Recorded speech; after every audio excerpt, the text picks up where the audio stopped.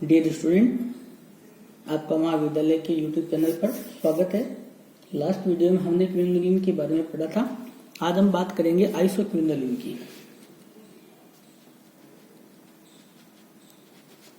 Isoquinoline या beta gamma बेंजोपिरिडीन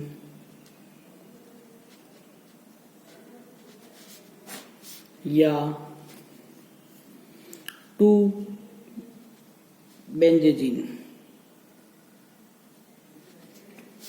अगर हम उसकी स्ट्रक्चर को देखें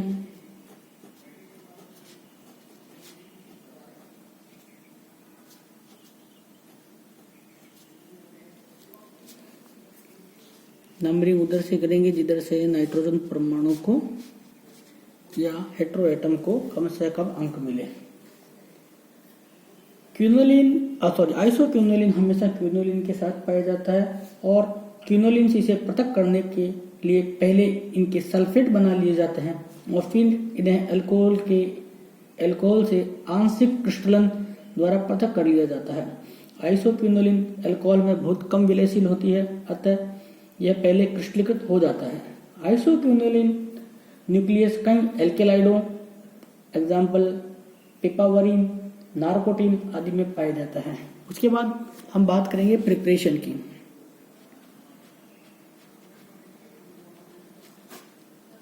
प्रिपरेशन बनाने की विधियां मोस्ट इंपोर्टेंट है बैकमैन रीअरेंजमेंट।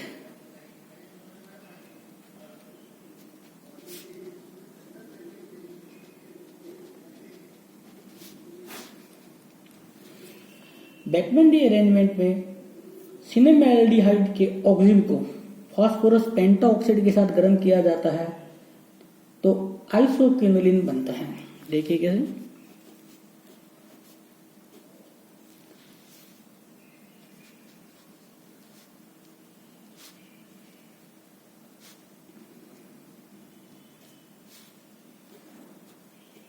ये सिनेमैल्डोक्सिम में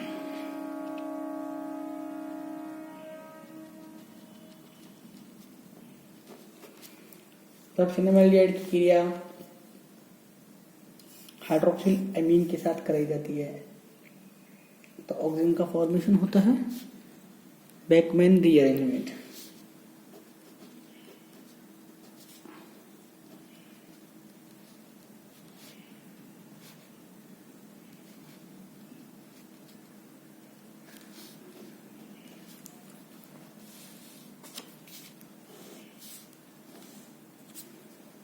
टोटोमराइजेशन हुआ है।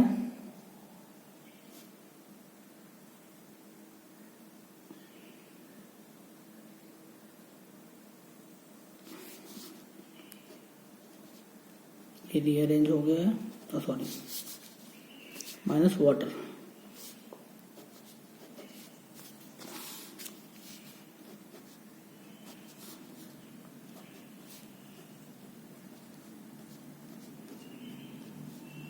और आइसोक्विनोलिन फॉर्म हो चुका है। इस अभिक्रिया में ये जो नाइट्रोजन है ये रीअरेंज होता है और ये अभिक्रिया बैकमैन ने दी थी इसलिए इसको बैकमैन रीअरेंजमेंट कहते हैं। विस्लर नेपिरालॉक्स की अभिक्रिया। विस्लर नेपिरालस की रिएक्शन, ये भी इंपॉर्टेंट अभिक्रिया है। जब बीटा फेनिल एथिल एमाइड को फास्फोरिल क्लोराइड, फास्फोरस पेंटाऑक्साइड अथवा निर्जलीय जिंक क्लोराइड के साथ उच्च ताप पर गर्म किया जाए तो यौगिक का चक्रीय विहाइड्रोजनीकरण साइक्लोडिहाइड्रोजनेशन हो जाता है और डाइहाइड्रोक्विनोलिन बनता है जो सल्फर, सेलेनियम अथवा पैलेडियम व कार्बन की उपस्थिति में गर्म करने पर विहाइड्रोजनीकृत होकर आइसोक्विनोलिन में परिवर्तित हो जाता है। देखिए कैसे।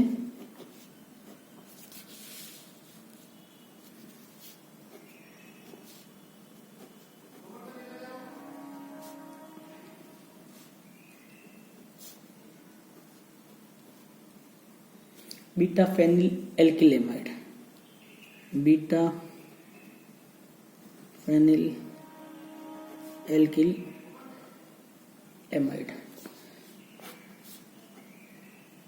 फास्फोरिल क्लोराइड के साथ हीट करते हैं, -HCl निकलता है।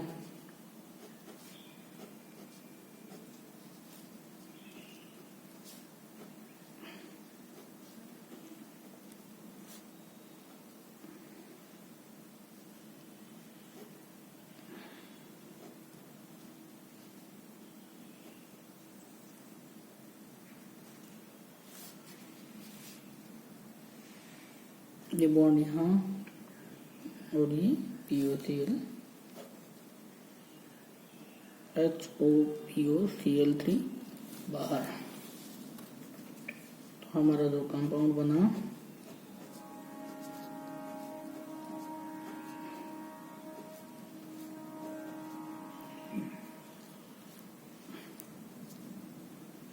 डबल बॉन्ड का फॉर्मेशन हो गया।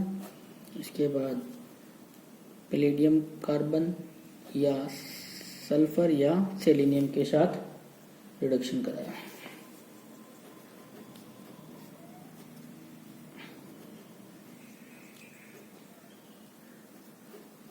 डिहाइड्रोजनेटेड हो गया है और कार्बन क्या 1 एल्किल आइसोक्विनोलिन का फॉर्मेशन हो गया। अब हम बात करते हैं प्रॉपर्टीज की। तो सबसे पहले फिजिकल प्रॉपर्टीज।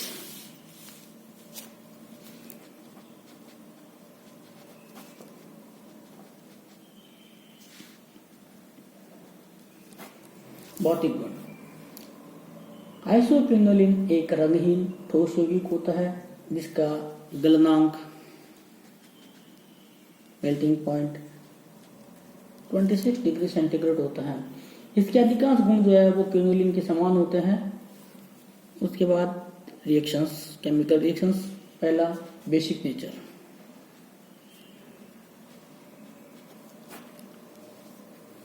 क्विनोलिन की भांति यह भी एक टर्शरी बेस है और अम्लों के साथ साल्ट तथा एल्किल आयोडाइड के साथ क्वाटरनरी अमोनियम साल्ट का फॉर्मेशन करता है।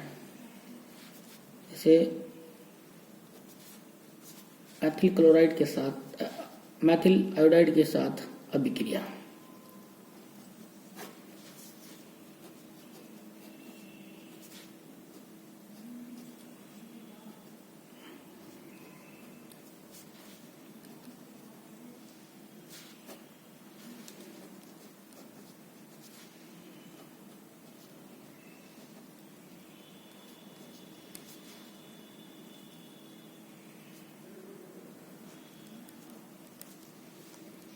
क्वाटरनरी अमोनियम साल्ट का फॉर्मेशन करता है।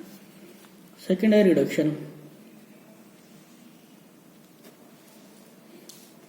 द्रव अमोनिया में सोडियम के साथ रिडक्शन कराने पर 1,2-डाइहाइड्रो प्रोडक्ट का फॉर्मेशन होता है, जबकि टिन व HCl के साथ रिडक्शन करवाने पर 1,2,3,4 टेट्राहाइड्रो यौगिक बनता है और कैटालिटिक हाइड्रोजनेशन करवाने पर यह ऑक्टाहाइड्रो आइसोक्विनोलिन में परिवर्तित हो जाता है। मतलब हम कई प्रकार से इसका रिडक्शन करा सकते हैं और हर रिडक्शन पर हमें अलग अलग प्रोडक्ट प्राप्त होते हैं।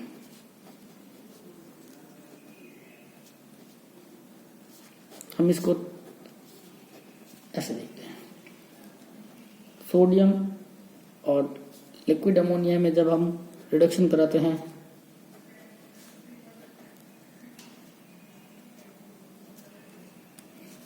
तो 1,2-डाइहाइड्रो आइसोक्विनोलिन का निर्माण होता है। जब हम टिन और एसिड की प्रेजेंस में कराते हैं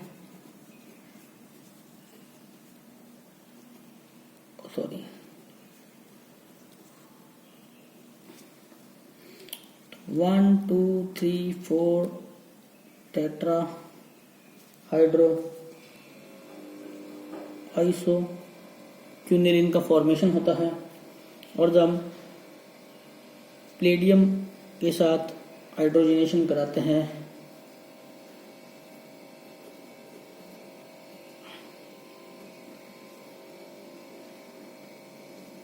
तो ऑक्टाहाइड्रो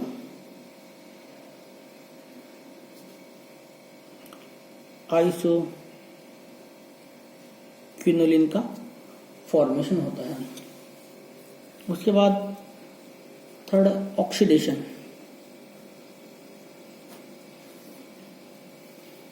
परबेंजोइक एसिड के साथ ऑक्सीडाइज होकर यह एन ऑक्साइड का फॉर्मेशन करता है, जैसा कि क्विनोलिन भी करता था।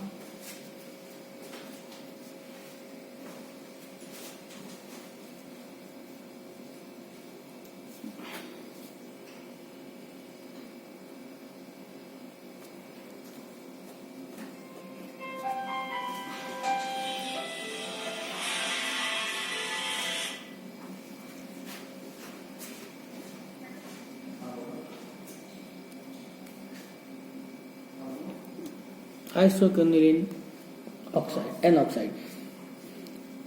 इसी प्रकार बेसिक पोटेशियम परमैंगनेट के साथ तीव्र ऑक्सीकरण करने पर थैलिक एसिड व सिनकोम्यूरोनिक एसिड का मिश्रण प्राप्त होता है। इस अभिक्रिया में बेंजीन व पिरिडिन दोनों बलों के टूटने की संभावना रहती है। बेंजीन वलय के टूटने पर सिनकोम्यूरोनिक एसिड प्राप्त होता है, जबकि पिरिडिन वलय टूटने पर थैलिक एसिड प्राप्त होता है।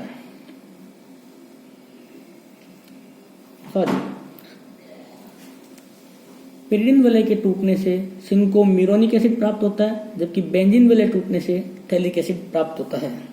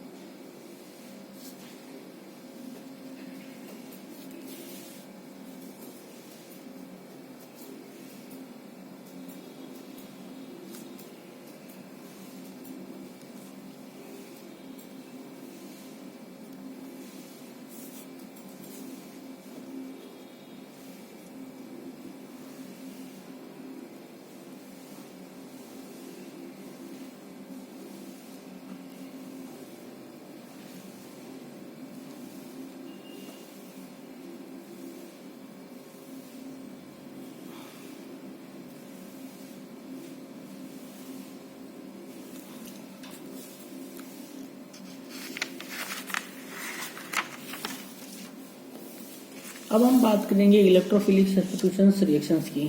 आप सभी जानते हो आइसोक्विनोलिन के अंदर -I प्रभाव वाला नाइट्रोजन विषम परमाणु उपस्थित होता है, जिसके कारण पिरिडिन वलय तो इलेक्ट्रॉन न्यून हो जाती है। और इलेक्ट्रोफिलिक जो सब्स्टिट्यूशन रिएक्शन है वो मुख्य रूप से बेंजीन वलय की स्थिति 5 व 8 पर ही संपन्न होती है। लेकिन 2-3 अभिक्रियाएं ऐसी है जैसे ब्रोमिनेशन व मर्क्यूरेशन, ये जो पिरिडिन वलय की स्थिति 4 पर ही संपन्न होती है। मैकेनिज्म देखने की हमें बार बार जरूरत नहीं है, जो क्विनोलिन के अंदर थी वही मैकेनिज्म लगभग आइसोक्विनोलिन के अंदर है। तो बुरो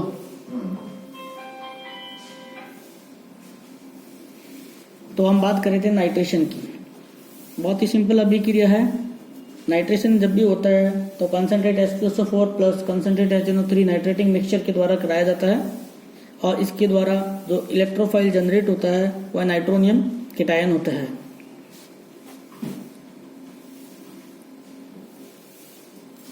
तो हम यहाँ सीधा लिख देते हैं NO2 प्लस। ये बेंजीन वलय की स्थिति 5 और 8 पर जुड़ेगा। जैसा कि हम इसकी रेजोनेटिंग स्ट्रक्चर देखेंगे तो हमें स्पष्ट पता चल जाएगा।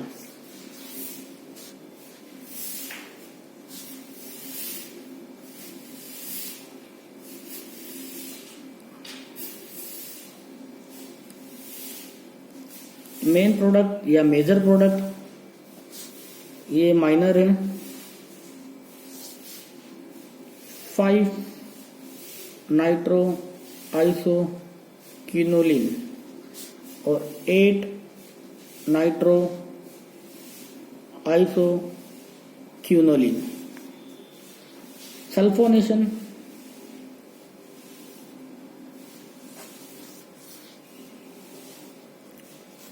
जो कराया जाता है वह फ्यूमिंग सल्फ्यूरिक एसिड की प्रेजेंस में कराया जाता है।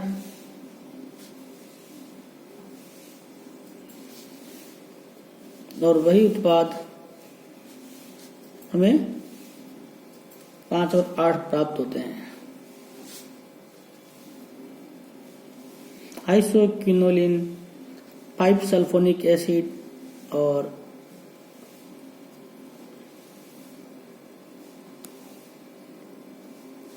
Isoquinoline 8 sulphonic acid. Isoquinoline 5 sulphonic acid और आइसोक्विनोलिन 8 सल्फोनिक एसिड। ये मेजर प्रोडक्ट है और वो माइनर प्रोडक्ट है। उसके बाद हेलोजिनेशन। हेलोजिनेशन के लिए अभी बताया था कि हेलोजिनीकरण जो अभिक्रियाएं होती है वो नंबर 4 पोजीशन पर संपन्न होती है।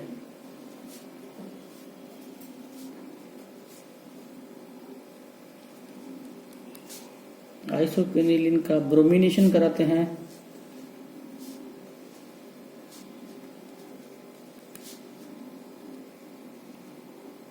तो 4 ब्रोमो आइसोक्विनोलिन का फॉर्मेशन होता है। इसी प्रकार मर्क्यूरेशन भी कराया जाता है तो वह भी 4 नंबर पोजीशन पर होता है। मर्क्यूरिक एसीटेट के साथ अभिक्रिया।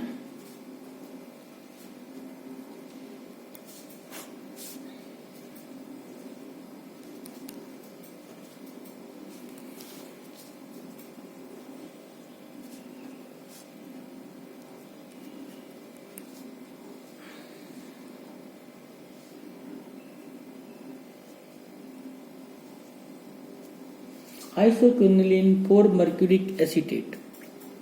आइसोक्विनोलिन 4 मर्क्यूरिक एसीटेट का फॉर्मेशन होता है।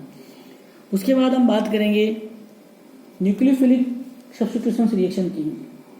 जैसा कि आप सभी जानते हो पेरिडीन के अंदर आइसोक्विनोलिन की पेरिडीन वलय में -I प्रभाव युक्त नाइट्रोजन परमाणु उपस्थित होता है, जिसके कारण पेरिडीन वलय जो है वो इलेक्ट्रॉन डेफिशिएंट हो जाती है।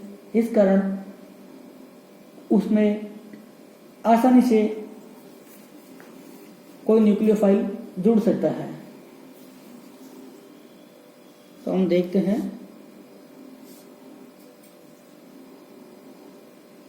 Nucleophilic substitution reaction. ये जो न्यूक्लियोफिलिक सब्स्टिट्यूशन रिएक्शन है वो नंबर 1 पोजीशन पर संपन्न होती है। मोस्ट इंपोर्टेंट अभिक्रिया है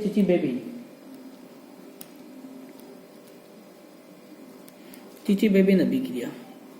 बहुत बार कंपटीशन एग्जाम में पूछी गई है और मेन एग्जाम जहाँ रिटर्न एग्जाम होते हैं वहाँ पे भी ये अभिक्रिया बहुत बार पूछी जाती है।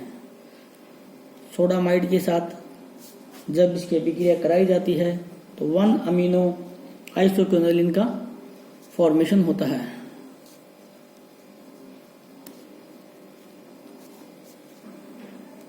वन अमीनो आइसोक्विनोलिन का फॉर्मेशन होता है।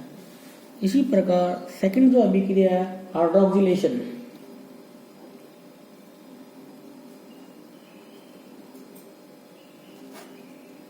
हाइड्रोक्सिलेशन जो है वह सोडियम हाइड्रोक्साइड के साथ 220 डिग्री सेंटीग्रेड पर गर्म करने से 1 हाइड्रोक्सी डेरिवेटिव का फॉर्मेशन होता है।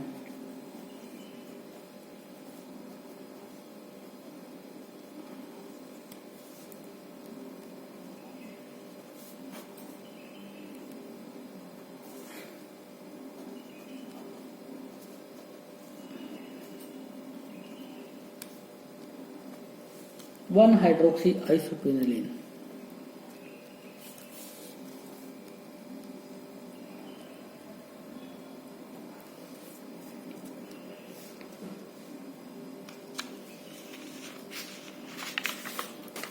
इसके बाद लास्ट जो अभिक्रिया है कार्बोदात्विक यौगिकों के साथ अभिक्रिया, रिएक्शन विद ऑर्गेनोमेटेलिक कंपाउंड।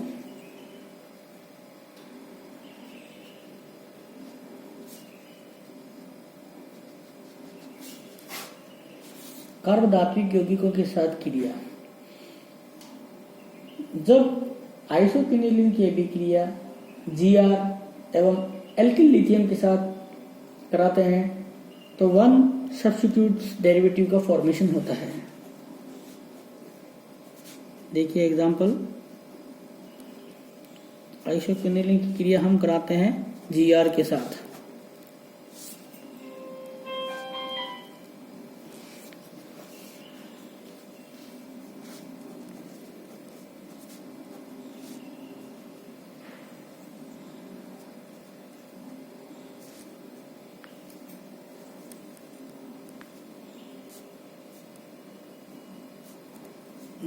इसको X। यहाँ जैसे इलेक्ट्रॉन जाएंगे, जाते ही इसके ऊपर नेगेटिव चार्ज बढ़ जाएगा, बढ़ते ही क्या होगा, ये रिमूव होगा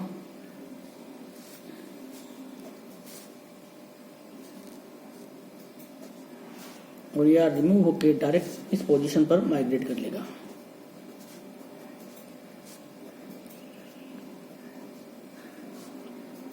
सॉरी, ये डबल बॉन्ड तो टूट चुका है, जा चुका है, तो ये H और ये R के साथ MgX जुड़ा हुआ है।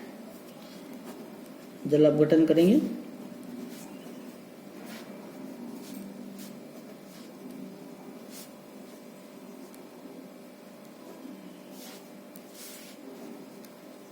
फिर वाटर निकालेंगे,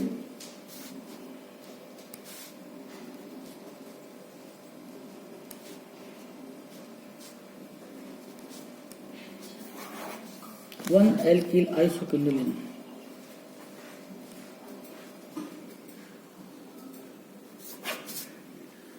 इस प्रकार हमने आज हेटेरोसाइक्लिक कंपाउंड्स यूनिट को कंप्लीट कर लिया है। नेक्स्ट जो वीडियो है वो आगे के यूनिट्स के बारे में बात करेंगे। धन्यवाद।